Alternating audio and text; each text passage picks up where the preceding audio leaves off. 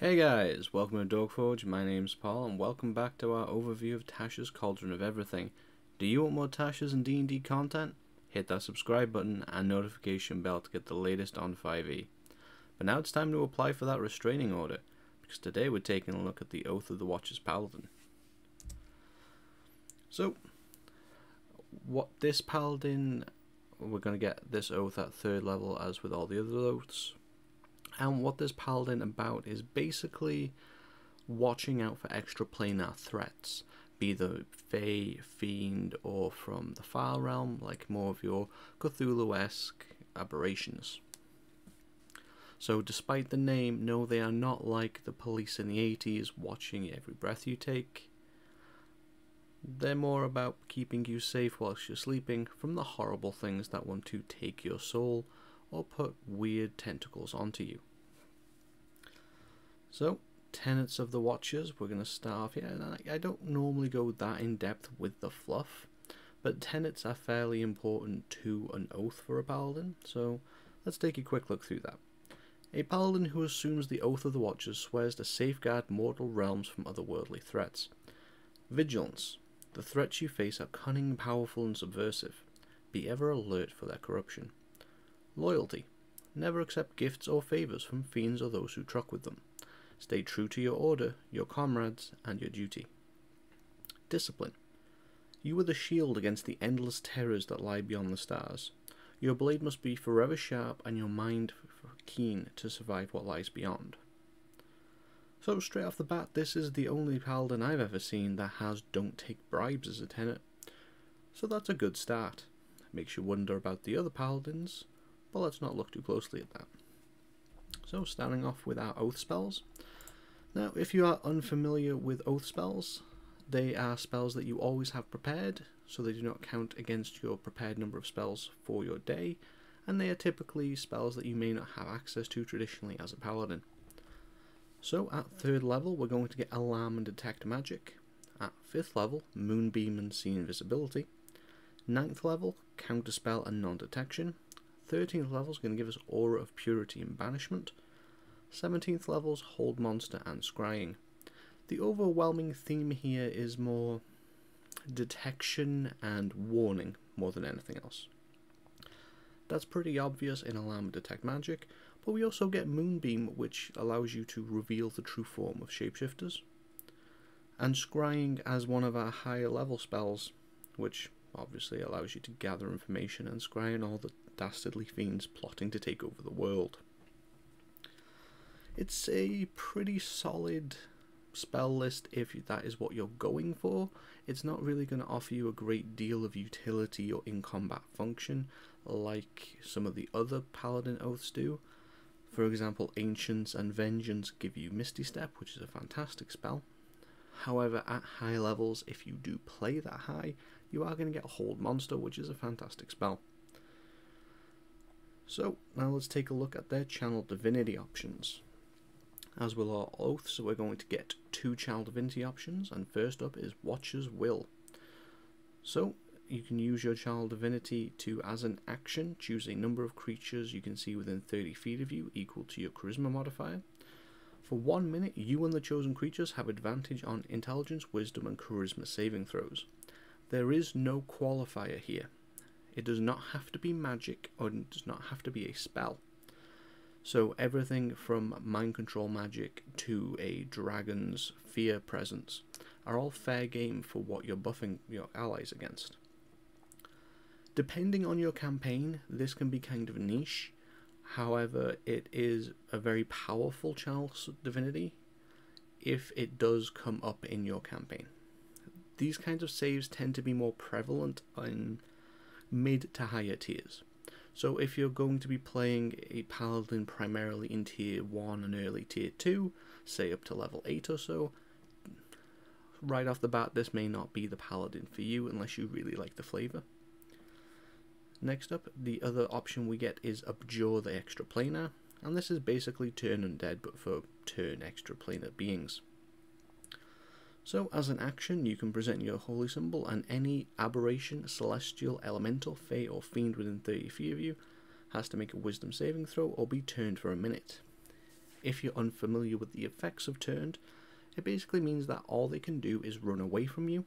They cannot willingly end their turn within 30 feet, and they have to use their action to dash away. If they cannot move any further away, then they have to use their action to dodge.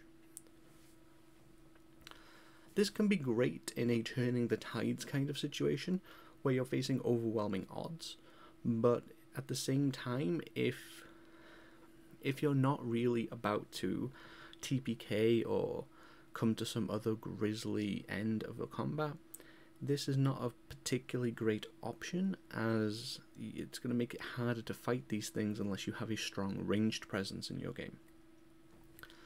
Particularly when they run out of space to move and then they start dodging your attacks automatically. And so, as with all paladins, we get a option at 7th level, and this is an aura option. You emit an aura of alertness whilst you aren't incapacitated.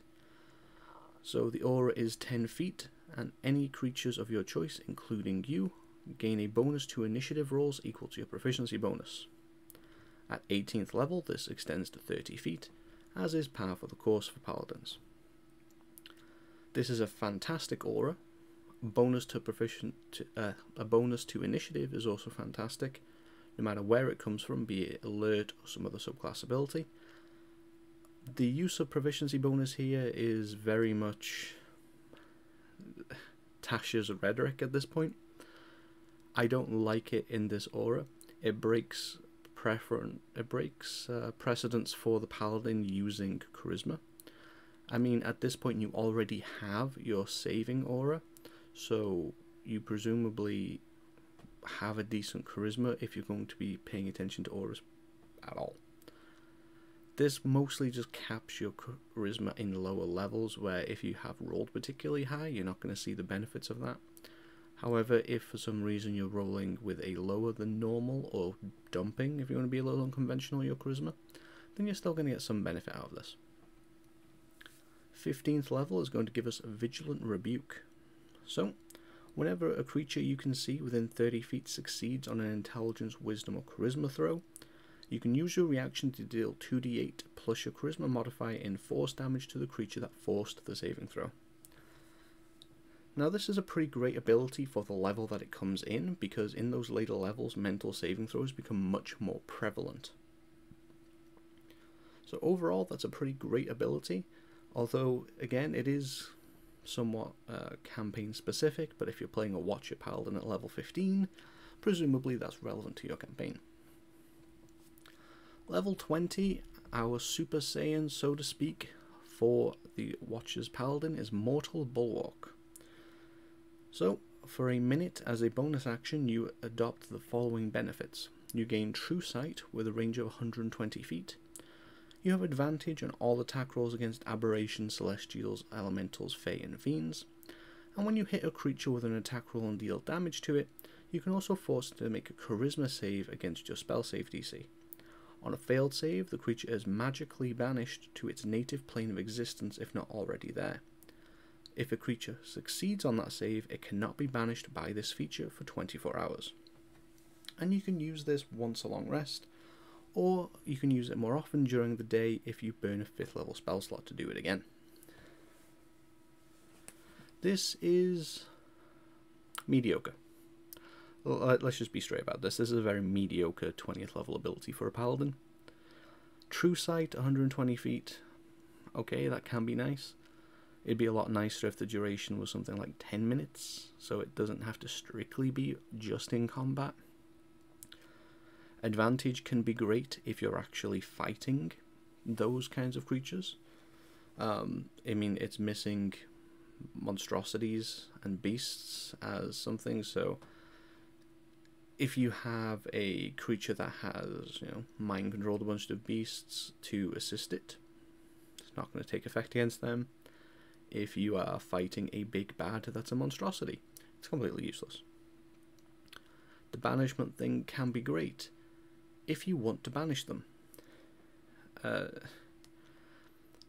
Now this is an optional part, you don't have to banish them, but you have to consider that if you are banishing the thing you are trying to kill, then you have not killed it. And if it is a big bad or a creature of interest who is a thorn in your side or needs to die, otherwise it will keep coming back, this feature is not helping you unless you are going to lose the fight.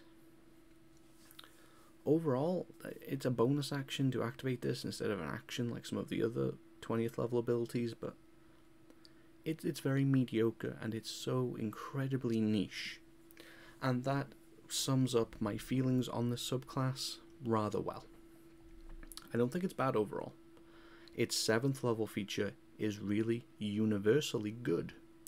But overall, as an oath, I personally feel that this is very mediocre and incredibly niche. So if you want to play this, talk with your DM. If you're going to be encountering those kinds of enemies, then make sure that you know that ahead of time and know that this is going to be an appropriate choice. That said, you might love this flavor, and if that is the case, there's one way that you can definitely let us know.